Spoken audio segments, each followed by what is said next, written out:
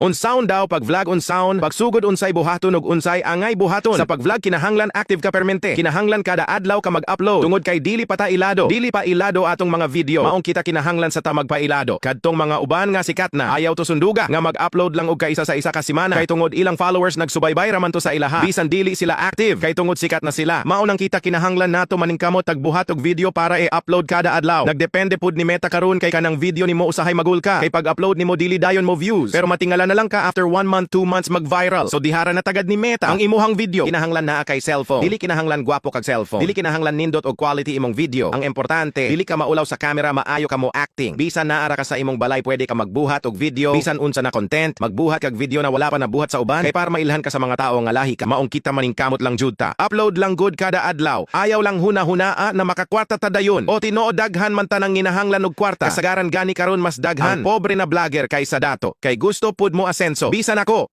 ikaw, sila, gusto pud nato og kabag-uhan sa atong pamilya. Ong nakita magkugilang jud og upload kada adlaw.